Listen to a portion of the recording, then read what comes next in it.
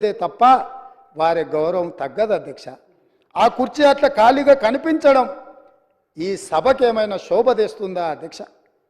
ఎందుకు వారు అట్లా ఖాళీగా పెట్టి సభకు గైరాజరవ్వడం అనేది ఈ తెలంగాణ సమాజానికి ఏమైనా ప్రయోజనం ఉంటుందా అధ్యక్ష? మీరు ఆలోచన చేయండి. ఎందుకు అనంటే ఈ రాష్ట్రం మనది, ఈ ప్రాంతం మనది, ఈ నేల మనది, గాలి మనది, ఈ ప్రాంత అభివృద్ధి మనది. ప్రజాప్రతినిధులుగా మన బాధ్యతను నెరవేర్చాల్సిన అవసరం ఉంది. ఒకవేళ ప్రతిపక్షం దారి తప్పితే గుర్తు చేయాల్సిన బాధ్యత సభాపక్ష నాయకుడిగా నా మీద ఉన్నదన్న ఆలోచనతోటి వారికి సూచన చేస్తున్న అధ్యక్ష. ఆ పైన వారి ఇష్టం.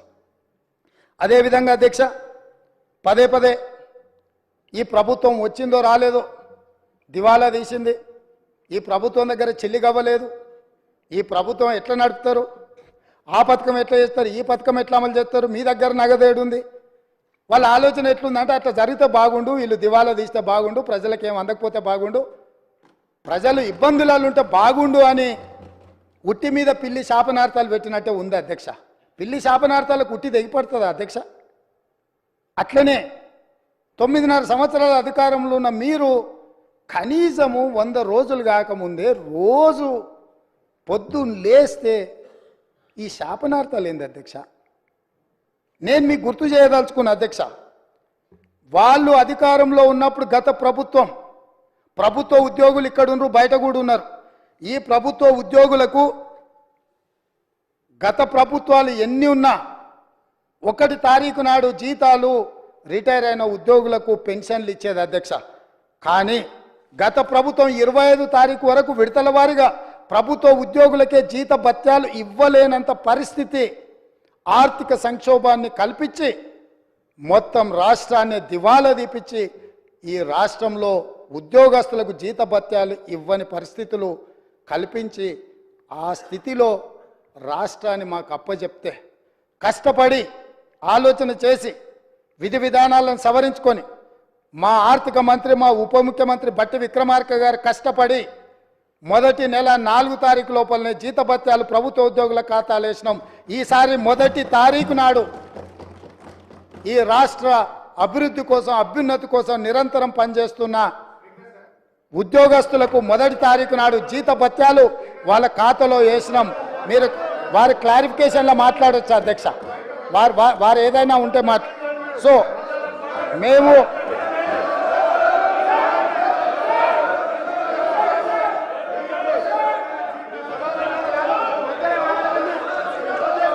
అధ్యక్ష దాదాపుగా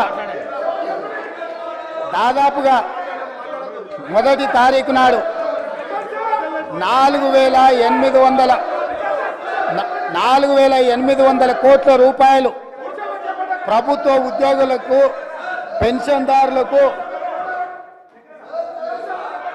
speaker sir, I'm not yielding. శాసనసభ వ్యవహారాల మంత్రిగా వారు పనిచేసిన అనుభవం ఉంది హరీష్ రావు గారికి.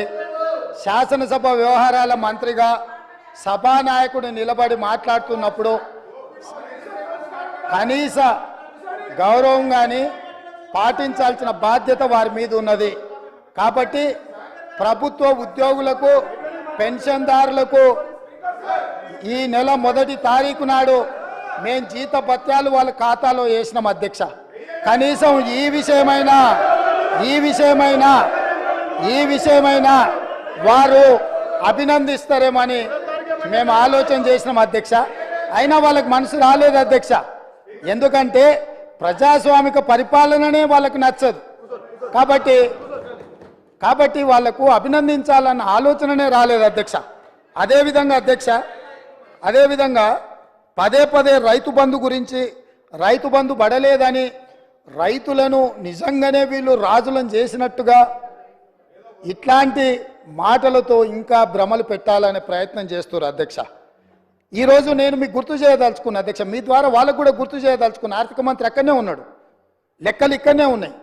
ఈ లెక్కలన్నీ నేను చెప్తాను, కాదంటే వారి అవకాశం వచ్చినప్పుడు మీ అనుమతితో వారిని మాట్లాడమని అధ్యక్ష. రైతు బంధు ఇంకా వేయలేదు, ఎక్కడ పోయింది ప్రభుత్వం చెప్పిండ్రు కదా, పదే మాట్లాడుతున్నారు అధ్యక్ష. 2018-19 యాసంగి రైతు బంధు 20/10/2018 నాడు మొదలుపెట్టి 30/3/2019 5 నెలలు పట్టింది అధ్యక్ష.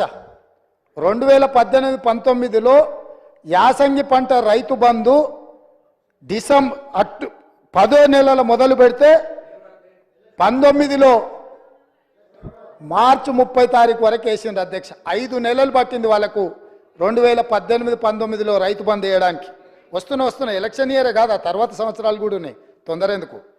19-20లో యాసంగి 28/1/2020 నాడు మొదలుపెట్టి 23/10/2020 9 నెలలు పట్టింది అధ్యక్ష.